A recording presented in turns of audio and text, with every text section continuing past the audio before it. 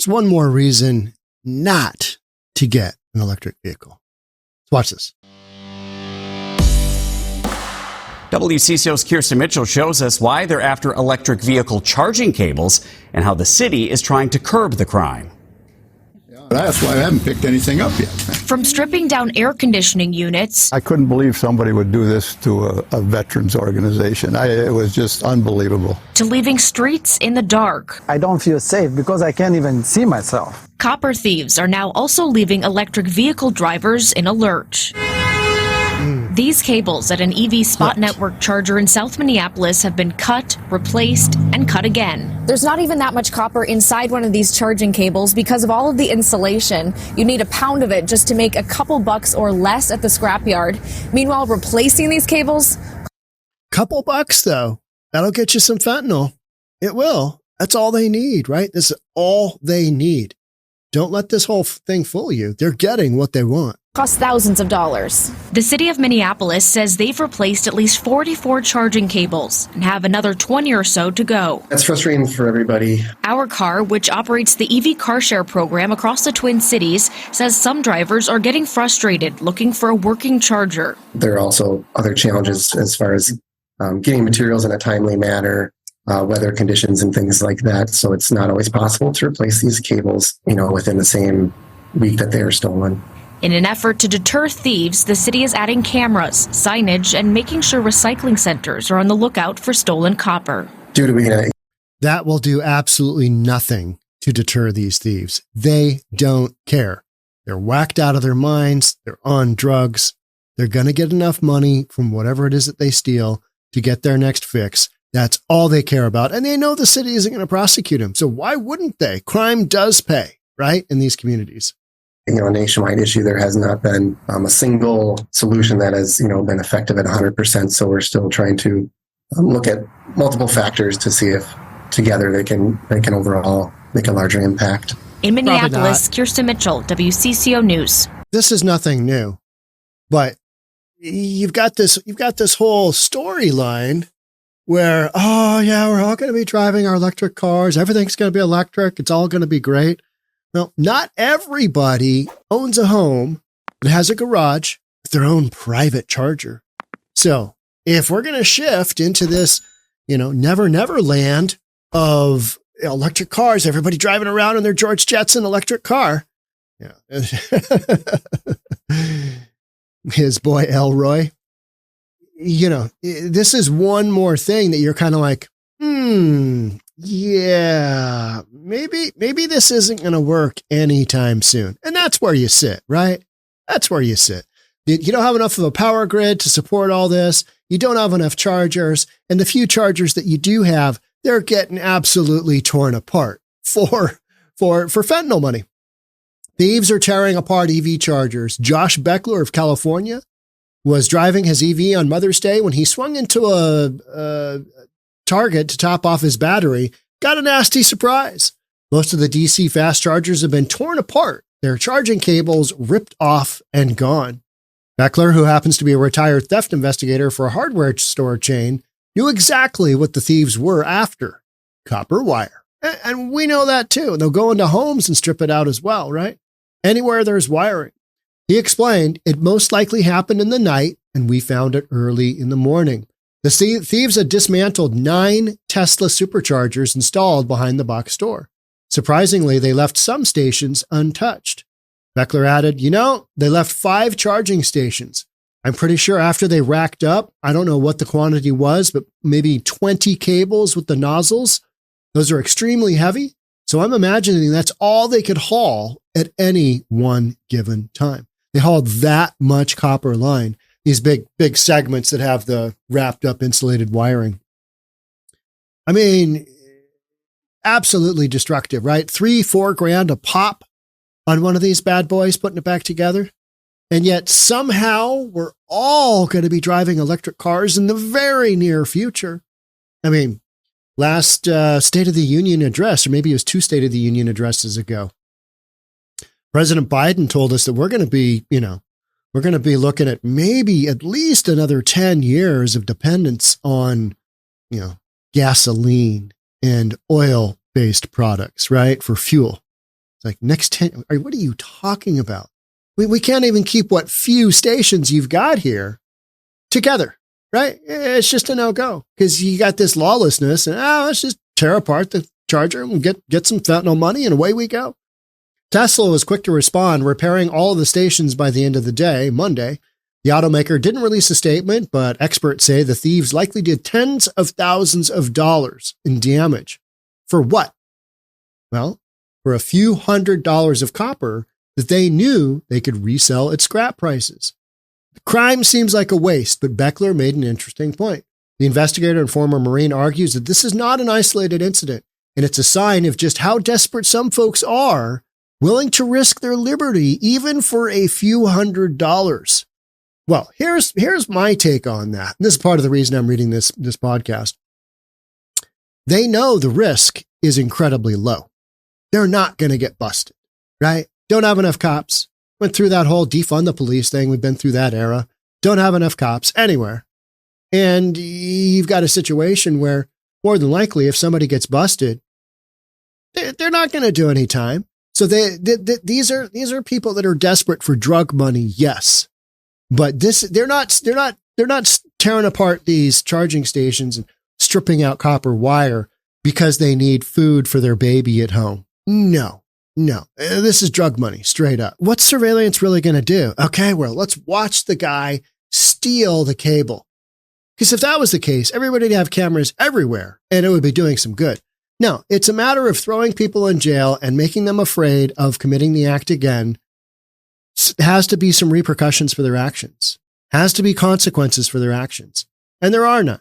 So, better surveillance, video surveillance would help. That's going to help a little bit, but it's certainly not going to deter any of these criminals from doing what they're doing. In Europe, EV owners carry charging cables in their cars and the stations have no cables. All right. That's awesome. That's great for Europe. Last I checked, we're not in Europe. We're in the United States of America. We got to have, charging stations for a lot of people. What percentage of the population do we have charging stations for now? How much of a percentage of 1% is it? Because there's very few charging stations out there, right? And you know what? Whole thing is just so ill-conceived and contrived. It's just, it makes no sense. And yet somehow in the next 10 years, per President Biden, we're no longer going to be dependent upon, fossil fuels. We're going to be charging things up. Remember, I think it was 2 summers ago, state of California. Okay, after 35, we're not selling any more gas-powered vehicles. We're going to have none of that. And then later I think it was 2030 or 2035, they mandated, hey, we're going to try and not sell any of these vehicles as new cars, the gas cars. And then later in the week, that was like a Monday, Tuesday, Wednesday kind of thing. Later in the week, like Thursday, Friday, they're like, hey, you know what, guys? If you look at the weather report, it's going to be a hot one. So if you could not charge your vehicles, we need that power to run the air conditioning units. Yeah. Basically coming right out and saying, power grid can't support all this. Power grid cannot support all this. And when you've got these criminals, coming at the charging stations, that's just one more thing that kind of leads you to believe this ain't happening anytime soon. These huge mandates towards this direction, all right, okay, rightio. But in reality, we don't have the infrastructure to make it happen. We just don't. It's not one of those things. And electric vehicles are very expensive, right? And they don't go that far. Now you hear stories about people, I'm trying to, get some electric trucks together and do a long haul trucking service. And they don't go far enough. And there isn't enough power grid out there to actually do the, whatever it is, the megawatts that, to charge a dozen big trucks would take. Most cities don't have that ability. It's way beyond their consumption, their ability to produce the energy it would take to charge up those batteries. So and somebody was saying the other day, and it's been proposed that, like tanks going into battle are going to be electric. Imagine that. Our charge is getting low. Ceasefire, guys. Yeah, no more war right now. Got to go charge the tank's batteries. Got to go back towards the rear. Got to get those batteries topped off. So if you could not, shoot at us for, the next 4 hours, we really need a charge. And then we'll be back and then we'll fight you some more. It's like, you doing what? What? Well, let's hope this problem doesn't get bad enough that we need to change up our entire EV charging system. So that leads me to our next segment here, which is many consumers are staying away from EVs due to lack of charging availability. Yeah, and then what availability you do have gets rocked by some drug addicts looking for their next fix. Anxiety about the availability of charging stations was the leading reason car shoppers were disinterested in electric vehicles. Huh. That's shocking, right? So you've seen the numbers on the electric car vehicles in the auto industry. They've topped out, right? They've topped out. They're no longer increasing in sales. They're going down. And what is it? I think it's like less than 1% of new vehicles are electric vehicles. I mean, a couple of years ago, everybody was just on the bandwagon. Everybody's going to be driving one. And then the reality sets in and you're like, what are they even talking about? What gibberish is this, right? American car buyers' interest in purchasing electric vehicles dipped compared to a year ago, in part due to some concerns. I have concerns about adequate charging infrastructure. The J.D. Power 2024 U.S. Electric Vehicle Consideration Study. I'm considering an electric vehicle. I'd like you to do a study on it. Found that for the first time since the study's inception in 2021, all of 3 years ago, consumers looking to buy a new car were less likely to consider buying an electric vehicle. Plus the fact that they're just damn expensive. How about that? How about that one?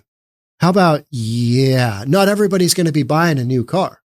So how long is this going to take to, work this into society? Years. This whole notion of, we're going to have to, get off the fossil fueled vehicles. We got to do it. And yet you don't have everything in place, even remotely close to make that happen. The study found that 24% of car shoppers say that they're very likely to consider buying an EV. It's a decrease from 26% last year. Other percentage of those who said they're overall likely to consider purchasing an EV declined to 58% from 61%. Numbers are going down, bottom line, right? I can't believe even 58% are considering purchasing electric vehicle. I have a bunch of electric tools, but for me, that's a different drill. Like I love gas lawnmowers. I think they're great. I love just, I've used one for 50 years, right? Almost all of my adulthood. I ran one as a kid, had a lawn mowing business, mowed a lot of lawns. And I went to electric chainsaw, electric, weed eater, lawnmower, you name it, because they're easy. You don't have to put in gas. You don't have to put in oil. You just pop that battery in. You got a big enough battery and you swap it out. You don't have to, none of this, filling up gasoline. I've done that transition from an ease standpoint, because when I look at all the batteries, eventually these batteries for all these appliances are going to be bad. And then they're going to literally go in the landfill. Is that what we're doing? Oh no, Sean, you're going to recycle it. Until when? The battery's going to be toast at some point. They're going to rebuild it. Really? I mean, really? And the batteries for these cars, never mind, where they're mining the ore to get all the precious metals for all of this stuff. The whole thing to me is just, we're not there yet. We're not there yet. And we're a long ways off being there from a realistic standpoint. Development, develop all you want. Get the electric tools out there. Because, one of the worst things it's supposed to be for the environment besides cows farting. Is that even a thing? I don't even know. Is the gas-powered lawnmowers. Okay. All right. Yeah, that makes sense. So, but I didn't do it because I'm concerned about the environment from that standpoint. I did it because of ease. They're easier to use. Now, the lawnmower, to me, I use an Ego lawnmower, and Ego, just about everything is Ego. I think I've got one Ryobi product, but, the batteries are interchangeable. You can change them up here and there. The problem with the lawnmower is it doesn't suck stuff up as well as a gas powered lawnmower. Like if you've got leaves and stuff mixed in your lawn, it'll cut the grass, but it won't suck up the leaves. That's my experience. They don't have the torque to suck up the materials. And like in fall, you just crunch up a bunch of leaves and it just kind of scatters them on the lawn. That's been my experience in the Pacific Northwest in Bellevue. So, but other than that, I mean, there's a lot that I do like about the electric, but we're talking about tools. We are not talking about cars. I think we're a long ways off of everybody driving, your George Jetson electric vehicle and having the infrastructure to make this a go. And then how about all the people who aren't going to be able to afford these fancy new electric vehicles? What about them? Are you just going to cut them off? No, you're no longer driving. No more driving for you. You're not converting to the clean, let's bury the electric car battery in the landfill. It'll break down after a million years. Do these batteries ever break down? I mean, eventually, somehow they will, right? I don't even know. But the whole thing is just, it's ill-conceived. It's ahead of its time. We are not there yet. And then you got stories like this where you're like, yeah, that's one more reason I probably wouldn't want to get an electric vehicle, because you get stuck and you roll up to that, EV charging station. And you're like, oh, cable is literally just cut. Horrible. But that's reality in 2024. Everybody get an electric vehicle. Oh, but yeah, then all the other infrastructure that you need. Yeah, it's not there. But get an electric vehicle anyway, because, less emissions into the environment. Okay. All right. Yeah. Okay. Whatever. We shall see, right? We shall see. See how long this takes to integrate into our world. It's going to be a long time, folks. Long, long time. All of this rush by 2030, whatever. That's just silliness. We're not there. We're not there anytime soon. Thanks again for being here. That's it for me on this one. I'll catch up with you in the next one. Bye for now.